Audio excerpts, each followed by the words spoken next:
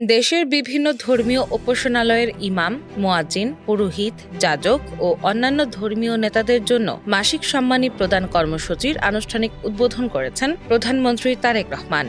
শনিবার ১৪ মার্চ সকাল ১০টায় রাজধানীর ওসমানী স্মৃতি মিলনায়তনে আয়োজিত অনুষ্ঠানে এই উদ্যোগের সূচনা করা হয়। সরকারের নির্বাচনী অঙ্গীকার বাস্তবায়নের অংশ হিসেবে চালু হওয়া এই পাইলট প্রকল্পের আওতায় প্রাথমিক পর্যায়ে দেশের হাজার হাজার ধর্মীয় সেবককে মাসিক ভাতার আওতায় আনা হয়েছে। সংশ্লিষ্টরা বলছেন, দীর্ঘদিন ধরে ধর্মীয় প্রতিষ্ঠানে দায়িত্ব পালন করা এসব ব্যক্তিদের আর্থিক সহায়তা ও সামাজিক মর্যাদা বাড়াতেই এই উদ্যোগ নেওয়া হয়েছে।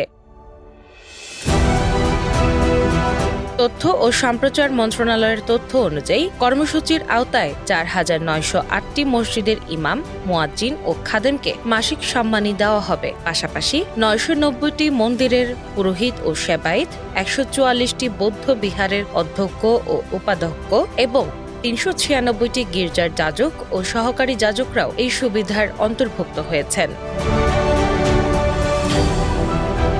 প্রকল্পের আর্থিক কাঠামো অনুযায়ী প্রতিটি মসজিদের জন্য মাসিক মোট ১০,০০০ টাকা বরাদ্দ রাখা হয়েছে। এর মধ্যে ইমাম পাবেন ৫,০০০ টাকা, মুয়াজ্জিন ৩,০০০ এবং খাদেম ২,০০০ টাকা করে পাবেন। অন্যদিকে মন্দির, বৌদ্ধ বিহার ও গির্জার জন্য মাসিক ৮,০০০ টাকা বরাদ্দ করা হয়েছে। এক্ষেত্রে পুরোহিত, অধ্যক্ষ বা যাজক পাবেন ৫,০০০ টাকা এবং সেবায়েত, উপাধ্যক্ষ বা সহকারী যাজক পাবেন ৩,০০০ টাকা। সরকার মতে এই উদ্যোগ ধর্মীয় সম্প্রীতি জোরদার করা, ধর্মীয় সেবকদের আর্থিক নিরাপত্তা নিশ্চিত করা এবং সমাজে তাদের মর্যাদা বৃদ্ধিতে গুরুত্বপূর্ণ ভূমিকা রাখবে। উদ্বোধনী অনুষ্ঠানে সরকারের উচ্চপদস্থ কর্মকর্তা ও বিভিন্ন ধর্মের প্রতিনিধিরা উপস্থিত ছিলেন।